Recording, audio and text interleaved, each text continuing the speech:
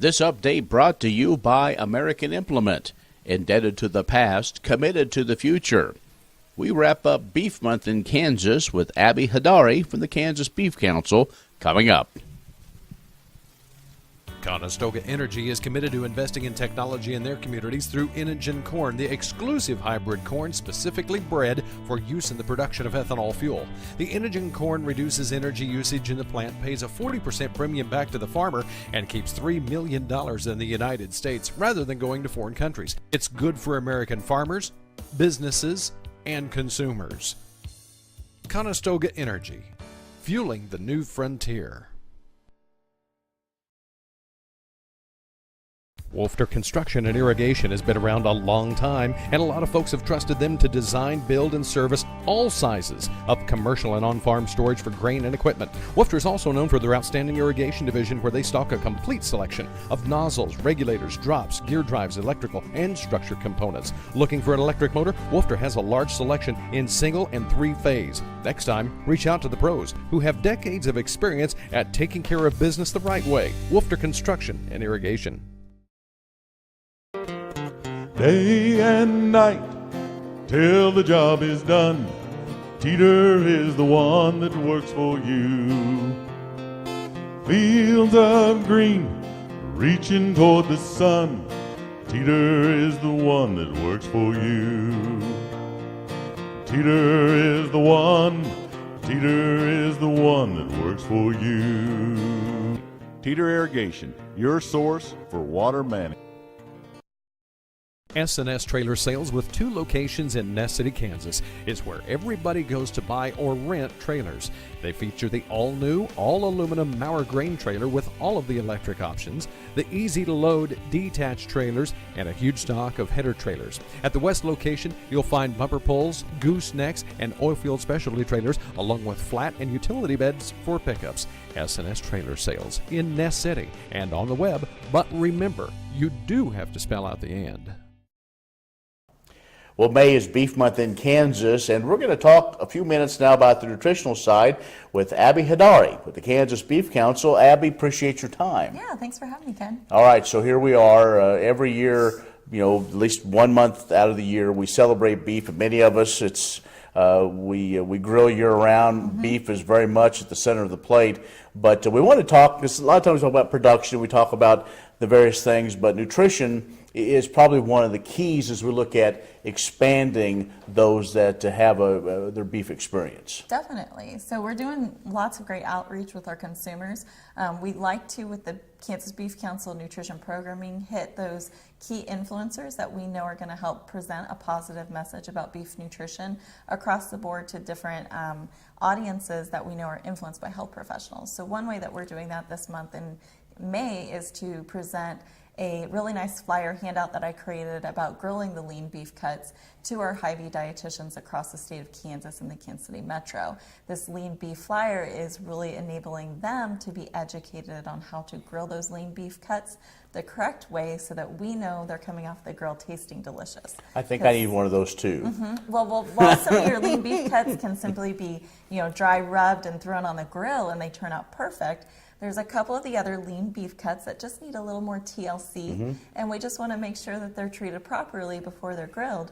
So again, it tastes delicious. We learn. I'm a big fan of a certain sirloin. It's a certain favorite. Well, were you going to say sirloin? Yes. Because the word loin means that would be indicated as a lean cut. That it is. Well, and the flat iron, some of these new cuts, with one of these that didn't really take much instruction, just put it on the grill. I learned some lessons the first couple of times, but now and also learning the how to do steaks properly in the iron skillet. I mean that is a great flavor as well. And a cast iron skillet can provide some great flavor, and it's a nice way of cooking a steak when it's wintertime and you're indoors. You can cook it in that cast iron, sear it on both sides on the stovetop, and toss it in the oven to finish. Oh, it is. It was a great winter grilling. Absolutely.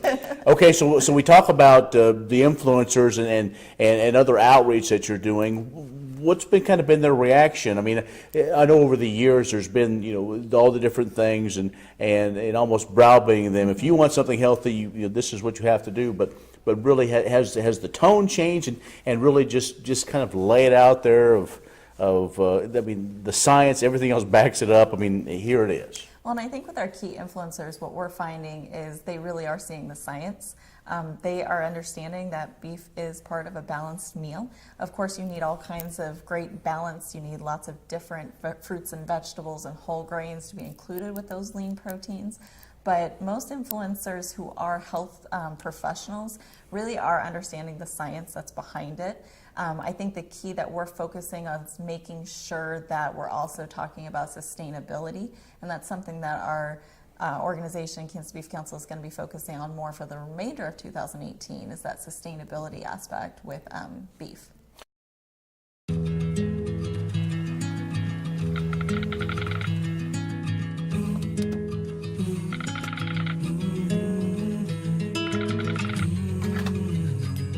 The cost of everything has gone up dramatically over the last 75 years.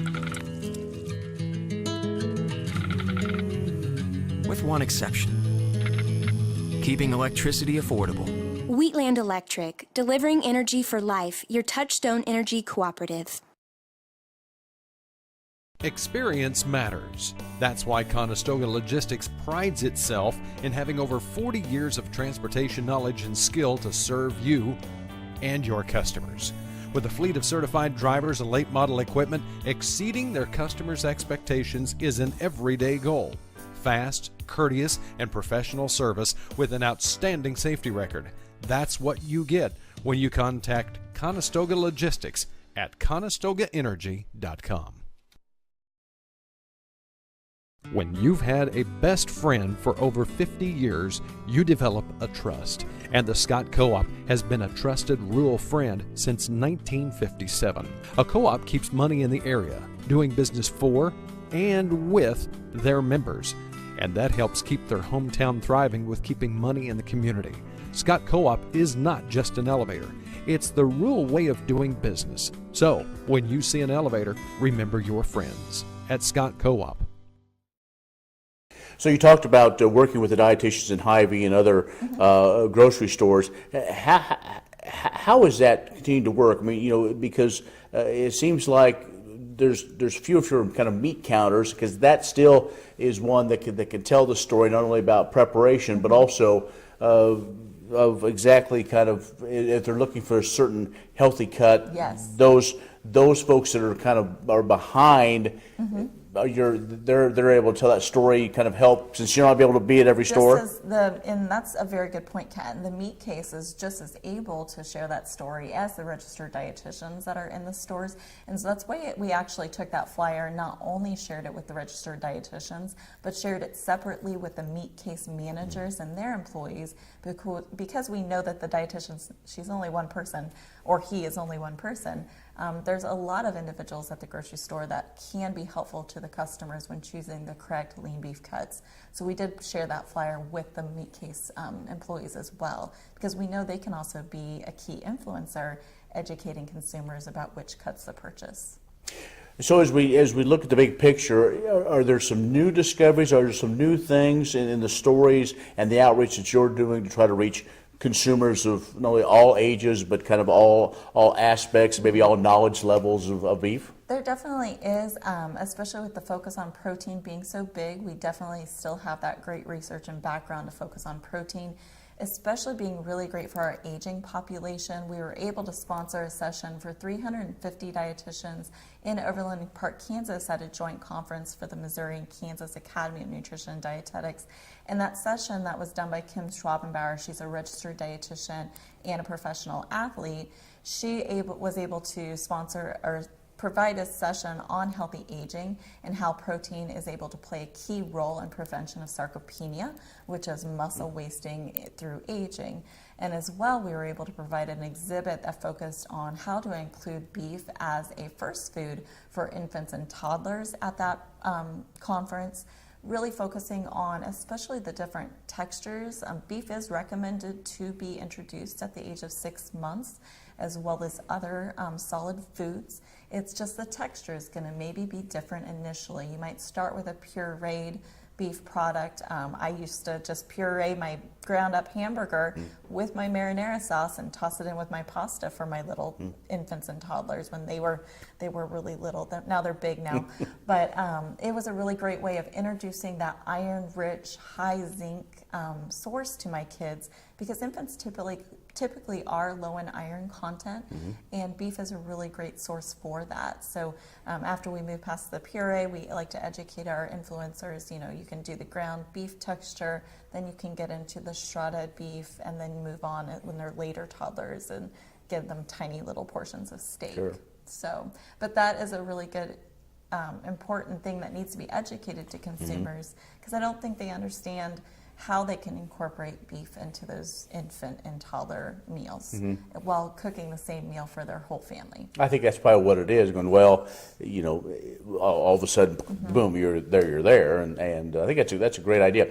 Now, Abby, if folks want more information, because we only have a short amount of time here, but to get them more information, Yes. probably some other things more that they want to find out. Say, okay, if I'm doing, because I know even for certain things you're doing, like if you're a heavy exerciser or some of those things, that there's different ways to go about either different cuts or different preparations and so on. So the website, social media, probably the best way to get that started. Definitely. I would definitely tell all of our producers and consumers to go to kansasbeef.org, as well as we have really great social media presence on Facebook, Instagram, and Twitter. So you can find some great recipes and nutrition information on our Facebook page as well. For lots of beef recipes, of course, the new Beef It's What's for Dinner website has a really great collection that will include the nutrition facts for each of those recipes. Great. So that's a really great thing. Absolutely. Well, Abby, we appreciate your time, and again, Thanks for having let's me. celebrate Beef Month. So. Definitely. Abby Heidari, who is with the Kansas Beef Council, has joined us. I'm Ken Rogers. Would you like to see something done about high gas prices and low unemployment? Western Plains Energy in Campus, Kansas is doing something about it. They're a proud part of Growth Energy, America's ethanol supporters, and they employ 38 people and will be adding more following the expansion. Ethanol fuel not only reduces the cost of regular gasoline, it's good for the environment and keeps money right here in the United States while supporting local rural jobs. Western Plains Energy, doing something for the future.